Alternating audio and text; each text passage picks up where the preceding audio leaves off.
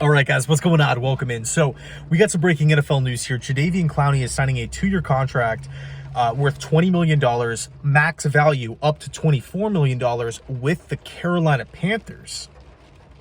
Now, objectively speaking, it's a good fit, right? The Carolina Panthers, they need to add talent to this football team. They need to continue to add more. This is a team that finished as the worst team in football a year ago. They don't have a first-round pick. They have a first-year head coach coming in the building with Dave Canales. They need to load the team up with more talent. The NFC South is wide open. Of course, you have Raheem Morris and Kirk Cousins teaming up in Atlanta. Tampa Bay did a fantastic job, a year ago. Todd Bowles, Baker Mayfield, they're bringing the band back together. Mike Evans, and then the New Orleans Saints. People are down on the Saints, but I gotta be honest. I think I really believe in the Saints team. They have so many pieces on defense. If they could just get better in the red zone, if they could just protect Derek Carr, I really feel like the Saints team is going to be a force next season. Not necessarily saying a 13-win team or anything like that, but I could see the Saints as an 11-win squad. I mean, they were 9-8 a year ago with tons of problems. They had injuries.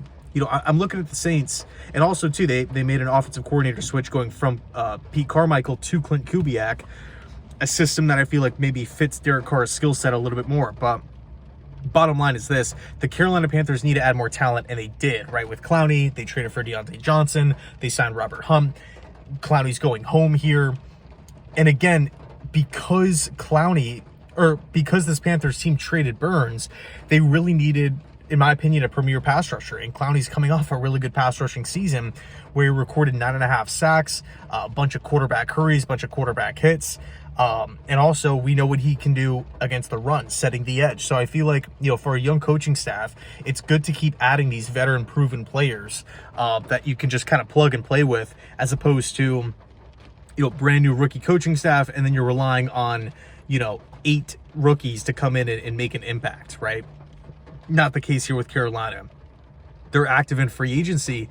And one thing, too, I feel like is worth noting, despite Carolina not having a first-round pick, despite them having the worst record a year ago, and Bryce Young, his development, there's a lot of questions regarding ownership. There's still landing players.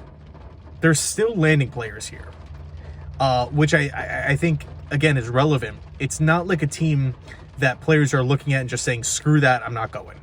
They're still managing. They're finding ways to bring qualified, solid NFL players to this locker room. So I do feel like it's a solid deal. Now, in regards to the New York Jets here, it's not the end of the world. It's truly not. We've said it a million times. The Jets are 5 deep at defensive end with 2 first-round picks, drafted in the last 2 years. Jermaine Johnson, Will McDonald. I would assume both of those guys are going to be starters, but you have John Franklin Myers in the rotation. You have, Michael Clemens there as well. Unfortunately, we did lose Bryce Huff, but at the end of the day, and also too, the Jets brought Kinlaw in to rush from the inside, so we already have a proven pass rusher in Quinnen Williams, and now we're adding Kinlaw to the mix. I think the Jets are going to be just fine at defensive end. Also, if we want to go out and add a veteran at some point in time, I believe this is not just me as just an optimistic Jet fan saying this, but I believe whoever the Jets bring in, they're going to have success. They're going to be able to grow, develop, and find, ways to be successful in this Ulbrich Saleh style of defense. The one thing that Saleh can hang his hat on, he can develop defensive linemen.